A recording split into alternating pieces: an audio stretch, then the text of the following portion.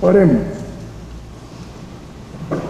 Santo, santo, santo Señor Dios, omnipotente, creador, amo y dueño del universo, cabeza y fundamento de la Iglesia, imploramos, Señor, la dirección, la bendición de tu Espíritu Santo para la meditación de la palabra, pues confieso sinceramente que sin ti nada soy y sin ti nada puedo. Por eso, Señor, quiero rogarte que sea tu Espíritu Santo quien manifieste su gloriosa y misericordiosa presencia en tu palabra a través de la meditación. Santísimo Dios, en tu nombre echo la red. Amén. Amén. Tengan la bondad de sentarse, hermanos.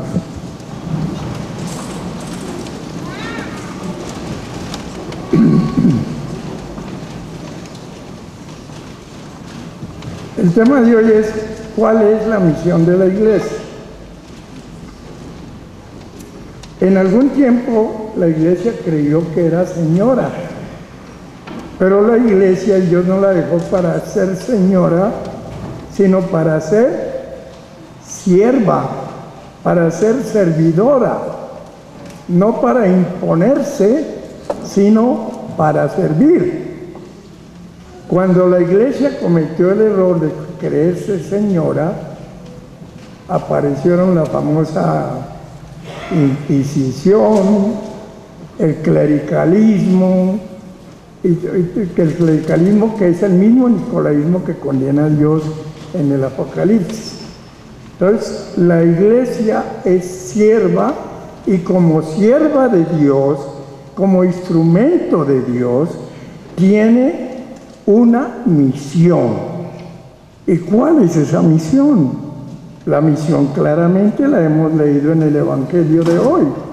Y es, en primer lugar, ir y hacer discípulos de Cristo. Discípulos, no solamente creyentes. Entre el discípulo y el creyente hay una pequeña diferencia. El creyente sabe que lo que dice la Biblia, que lo que enseña Dios es la verdad. ¿Ve? Pero hasta ahí llega. Se queda con el amén. Pero el discípulo es el que se compromete más.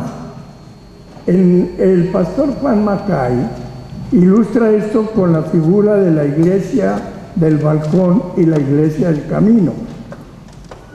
La iglesia del balcón es la iglesia que cree en Cristo, que acepta todo, pero no quiere mojarse, no se toca. Y la iglesia del camino es la que está comprometida con Cristo en la obra de la salvación del mundo, y por eso está metida como sierva, y nunca como señora ni como ama dentro del mundo. La iglesia está para servir. Y el mayor servicio que la iglesia puede prestar, sin despreciar el servicio social, la educación y otros servicios, el mayor servicio que la iglesia puede prestar es ir y hacer discípulos. Es ganar a los hombres para el reino de Dios, pero no solamente ganarlos para el reino de Dios, sino para hacerlos multiplicadores del reino de Dios. Es decir, que la persona que evangelizamos, ella a su vez sea un evangelizador, sea un testigo de Dios. De esa manera es que ha crecido la iglesia. La iglesia no puede crecer ni por la violencia, ni por componendas políticas. Por eso la iglesia solo depende del Espíritu Santo y de la palabra de Dios para su crecimiento y su desarrollo, su crecimiento numérico y su desarrollo espiritual. Hacer discípulo es más que miembro nominal. El miembro nominal, como decíamos de la figura de Juan Macay, es el del balcón, es el que mira cómo funciona la iglesia y aplaude si le gusta y silba si no le gusta.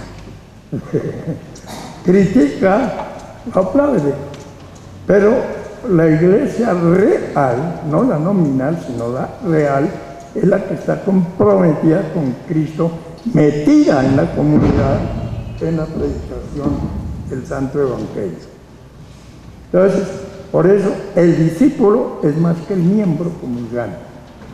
El discípulo es un seguidor de Jesucristo y un continuador de su obra. Por eso, para el cristiano, el culto no termina en la iglesia. El culto para el cristiano es en la iglesia y fuera de la iglesia, porque el cristiano vive en Dios y vive para Dios. Vive para la gloria de Dios y para el servicio de su prójimo. Eso es el discípulo. Por eso es la diferencia entre miembro real y miembro nominal. El discípulo y la iglesia trabajan sin ninguna discriminación. Dice, a todas las naciones. ¿Por qué? Primera de Timoteo 2:4 nos aclara, porque es la voluntad de Dios que todos los hombres vengan a ser salvos y conozcan la verdad. Es la voluntad de Dios. Y no digamos que todos los hombres, para no parecer aquí medio machista, sino es la voluntad de Dios que todas las personas vengan a Dios y conozcan la verdad. Porque Dios sabe que su palabra es la verdad y esa es la palabra que nos santifica, es la palabra que nos da poder, es la palabra que nos da luz para la vida, ilumina. La palabra de Dios nos ilumina para vivir rectamente en este mundo. La otra cosa que vemos es que la iglesia tiene una misión sin discriminación de razas, sin discriminación política, sin discriminaciones sociales. El mensaje del Evangelio es para el mendigo y para el potentado, para el negro y para el blanco, para el feo y para los buenos mozos, para los pobres. Está el mensaje. ¿Por qué se ríen, hermanos? Ya no me está. Bueno, no tiene límites. El mensaje del Evangelio es el tesoro que el Señor le dejó a la iglesia. De otro lado, la iglesia es apostólica. Es católica porque es universal. Y es apostólica porque la palabra apóstol quiere decir enviado. Entonces la iglesia es universal, pero quienes ya la componemos somos enviados al mundo. Somos la sal del mundo y la luz de la tierra. ¿Ve? Así nos calificó el Señor. Nos dio semejante título: vosotros sois la sal del mundo. Pero a veces somos la sal, pero en otro sentido. Los jalamos. No, cuando lo vivimos no jalamos el mundo, le hacemos somos bendición al mundo. Somos la sal del mundo. Bien, ahora, porque la iglesia cumple con su misión cuando conoce la necesidad del mundo. Una iglesia que no conoce la necesidad del mundo es una iglesia insensible. Se vuelve un club, se vuelve un convento. cuando no conoce las necesidades del mundo. Y la gran necesidad del mundo no es económica, no es política. La gran necesidad del mundo es ser seguidora de Jesucristo. Porque ya lo político y lo económico es como viene por añadidura. Por eso el Señor dice, busquen el reino de Dios y su justicia, y lo demás viene por añadidura. ¿Ve? Entonces, cuando la iglesia anuncia el reino de Dios y su justicia, lo demás viene por añadidura. Ya vamos a empezar a ver políticos cumplidores de su deber. Ya no veremos políticos corruptos, aunque la corrupción no es exclusividad de ellos, ¿no? Puede haber corrupción en los negocios, hasta en la iglesia, donde nos descuidemos. Por eso tenemos un reglamento, ¿no? Porque no falta el alevato por aquí, quiera hacer sus fiestas. Bueno. La iglesia tiene que ser consciente que el mundo está bajo la férula, tengamos que decir así, del maligno, de Satanás. Por eso Santiago dice, ¿de dónde vienen las guerras y los pleitos entre vosotros? Pues del pecado. ¿Y quién es el padre del pecado? Satanás. ¿De dónde vienen los divorcios? Del pecado. ¿De dónde vienen los crímenes? Del pecado. ¿De dónde vienen los desfalcos? Del pecado. ¿Ve? Es decir, cuando Satanás reina, él no gobierna el mundo, él lo desgobierna. ¿Ve? Él, en lugar de ordenar, desordena, invierte los valores. ¿Ve? Por ejemplo, hoy en día está invirtiéndose y el valor del matrimonio. Entonces ahora tenemos que el matrimonio gay es natural, es normal. Y eso no es ni natural ni normal. Que sea legal es otra cosa, pero no es natural, porque el hombre no está hecho para unirse a otro hombre, ni la mujer para unirse a otra mujer, sino, como dicen, decían en mi tierra, cada tiesto con su arepa. El hombre, por ahí había una adivinanza, hombre con hombre se puede, hombre con mujer también, mujer con mujer no se puede porque no resulta bien. ¿Saben qué era? La confesión. Hombre con hombre con el cura, con mujer no se puede. ¿Sí? Entonces, hay que asumir los valores de Dios.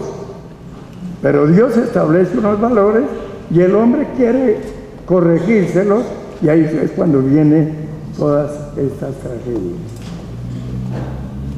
La salvación del mundo está en una sola palabra.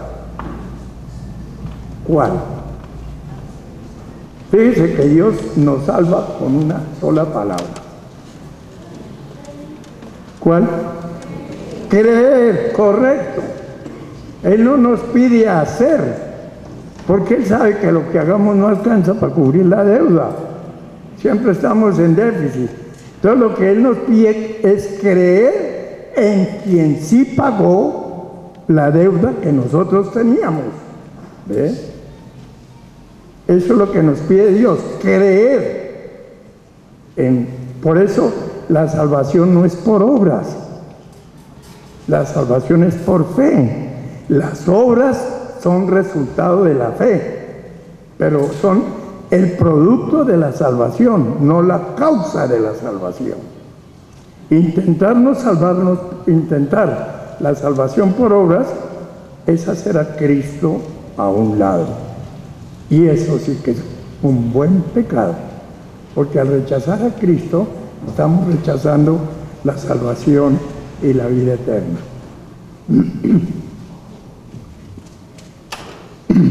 El sentir del cristiano.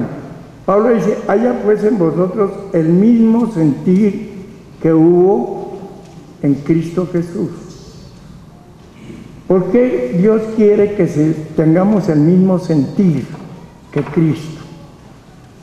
porque ya nos dio el instrumento, si cabe la palabra, y ojalá el Señor no esté cometiendo una blasfemia, el instrumento para que podamos vivir el Cristo, que es el Espíritu Santo. El Espíritu Santo que recibimos en el bautismo. Por eso las iglesias históricas, luterana y la católica romana, bautizamos los niños. Nosotros no esperamos que el niño entienda para creer, sino nosotros creemos para entender. A Dios no lo podemos entender. Yo creo en Dios no porque lo entienda. ¿Aquí hay alguien que le entienda a Dios? No, en el mundo no hay nadie que le entienda a Dios. Por eso Dios no nos pide entiéndanme, sino créanme. Es decir, tengan confianza en mí, descansen en mí, apelen a mí, búsquenme, déjenme ayudarles, no luchen solos en la vida, que ahí están remando río arriba, sino déjenme ayudar. Bueno, ahora veamos cuándo cumple el cristiano su misión, porque el cristiano tiene una misión, es esta: ir a todo el mundo y hacer discípulos. Y eso no fue solo a los 12, porque los 12 ya se murieron. Entonces, ese es un mandato a toda la iglesia hasta el fin del mundo. Cada cristiano, cada persona que confiese que Jesucristo es su Señor y su Salvador personal, ya es un discípulo de Cristo que tiene la misión y el privilegio de dar testimonio de su Señor, de anunciar al mundo. El mundo oye malas nuevas todos los días. No, prende el radio y verá que lo que oye son malas noticias, ¿ve? Por todas partes. Guerras, violencia, chancucos, bueno, todo eso. Politiquería, mentiras. Pero el mundo necesita el mensaje del Evangelio. Ahora, porque el cristiano, decimos, cumple su misión cuando conoce sus privilegios. El cristiano es un gran privilegiado. El diablo tiene sus agentes. Por ejemplo, usó a Eva para quebrar al pobre Adán y se fueron los dos. Pero hay Adanes también que corrompen a las Evas, ¿no? Así que los Adanes modernos no son como el de la Biblia. Los Adanes modernos también hay de ser medio picarones. Bueno, entonces el diablo tiene sus agentes.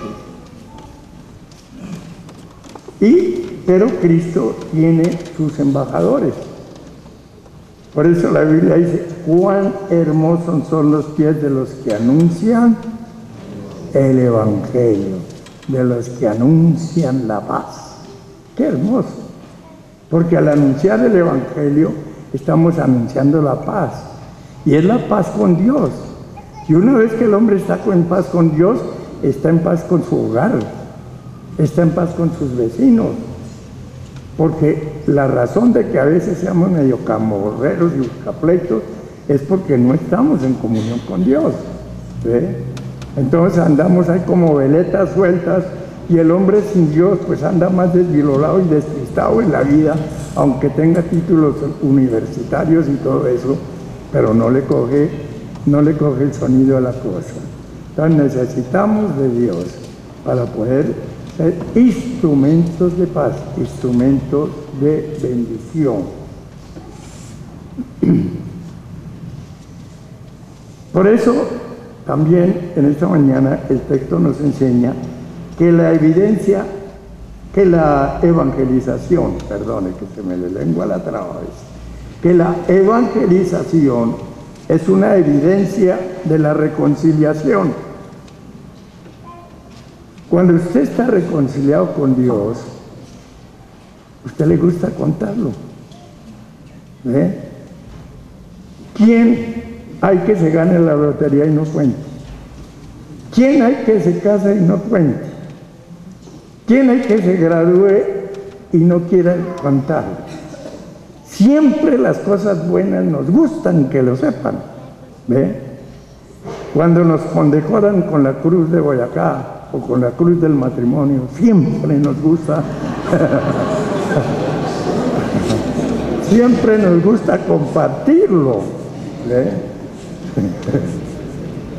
Yo recién casado, ¿sabes? Me encontraba con la ¡qué voladita! ¡Qué milagro! No, hijo, que me casé. Ay, bueno, sentido pésame, pero ya que... Pero estoy feliz contándoles, me casé. Y como todavía es bonita mi vida, en ese tiempo, imagínense, hace 80 años. Bueno, entonces nos gusta contar lo que hace el Señor con nosotros.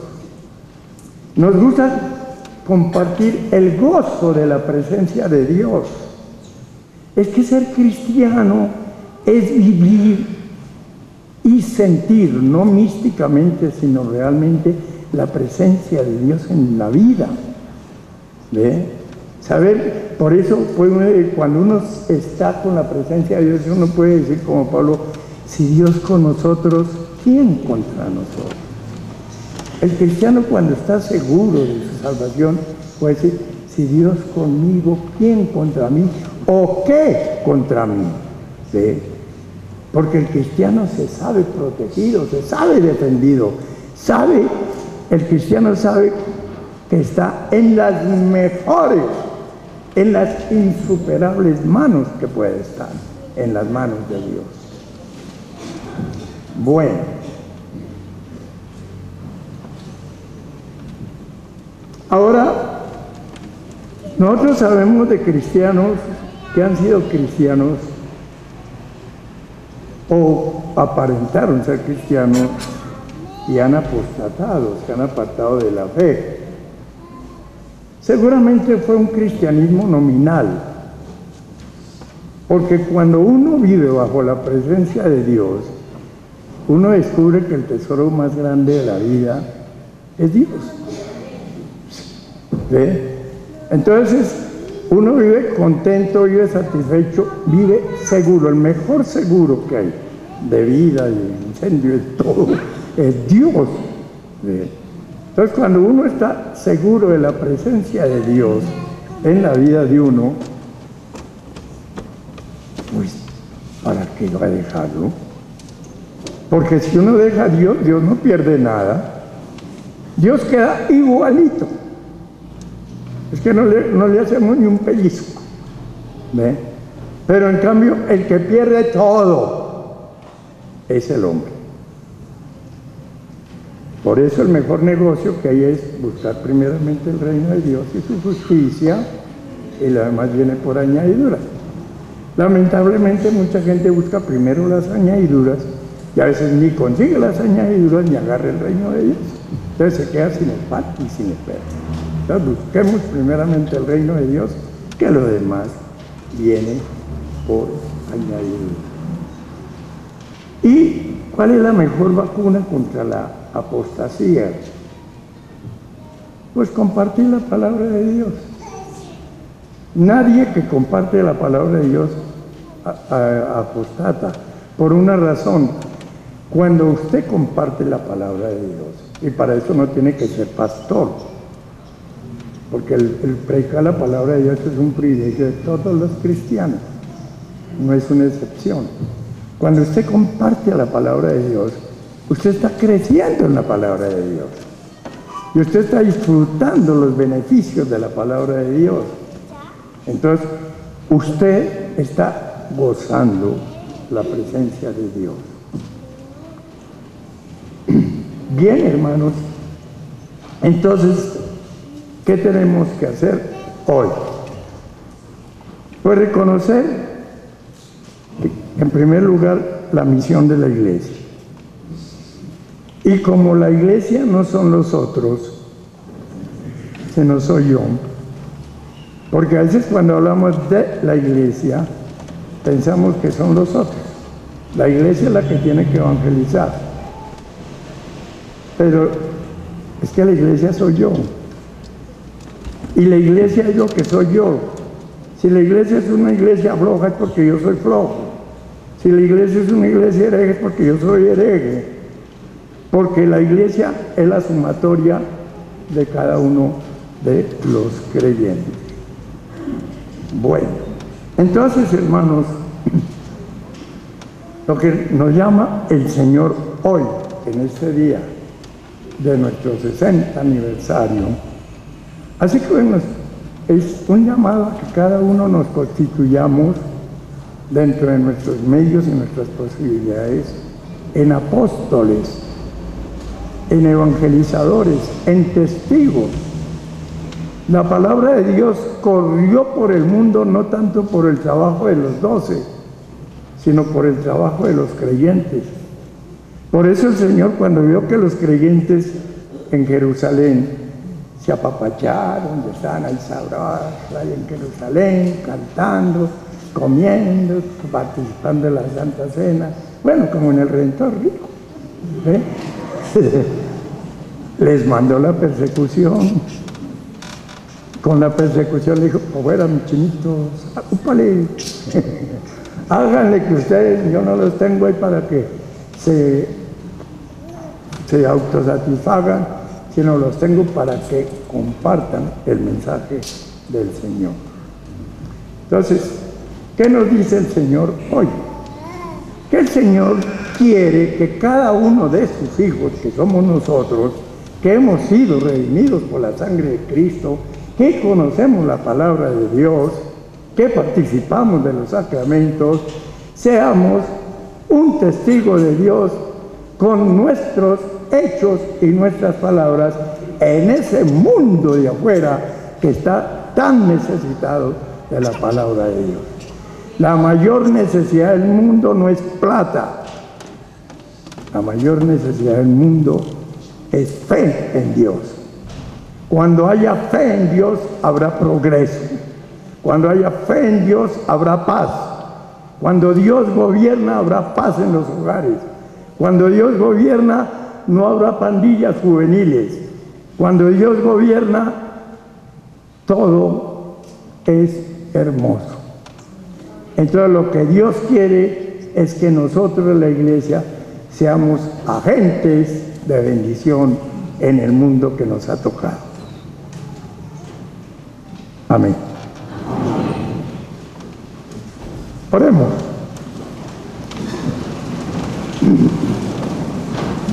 Santísimo y gloriosísimo Dios, nuestro maravilloso Padre Celestial, nos acercamos a ti en el nombre precioso de tu Hijo Jesucristo, nuestro Señor y Salvador, para darte gracias por el inmenso privilegio de haber conocido tu palabra y de haber sido objeto de la obra gloriosa de tu Espíritu Santo.